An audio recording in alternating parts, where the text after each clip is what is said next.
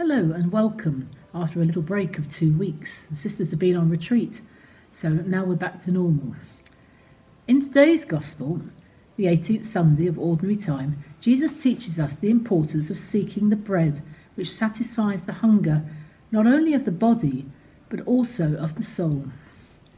We should not be contented with manna which the Israelites ate in the desert, but with the bread that Jesus offers.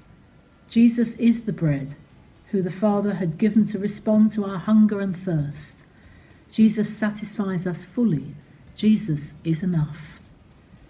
The teachings of Jesus are the perfect guide to a perfect life. They cover everything about life. They're not about getting rich or powerful or famous or anything which is of this world. They are ways to the kingdom and the Father. They are our steps to holiness. They are pieces of food for our salvation. Our life and satisfaction no longer depend on just material things. We have to depend more and more on the spiritual. We need that spiritual nourishment, the bread of life that comes from heaven. So Christ provides us with the spiritual nourishment for our journey, the journey through the Eucharist. I've discovered this in a very personal way in recent days as I received a diagnosis of inoperable cancer. Somehow things get thrown into a new perspective when one's faced with the impending end. One important lesson for us today is that when we pay too much attention to material things, we forfeit the spiritual meaning of life. So our relationship with God, and indeed with others, must not be based solely on how much material things we're able to get from them. Hence, in our second reading, knowing that we are on a spiritual journey, Paul advised us, "You must give up your old way of life, which is corrupted by following illusory desires. Your mind must be renewed by a spiritual revolution." Illusory desires prevent us from appreciating God's goodness. They leave us with spiritual starvation.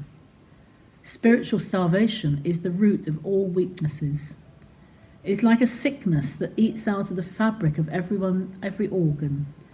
It leaves one with no immunity to fight back the attack of the enemy.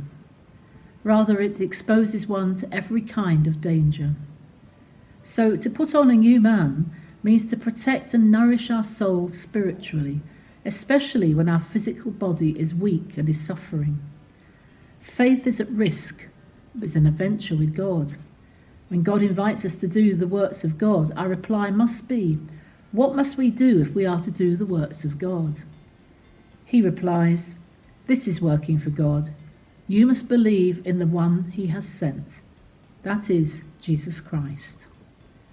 In the Gospel of John, the word faith or belief is mentioned 98 times, and never in the sense of just an intellectual assent to the person of Jesus. It means much, much more than this.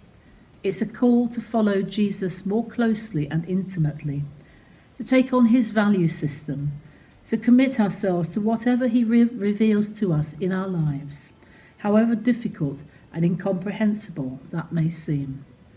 God bless you, and please pray for me.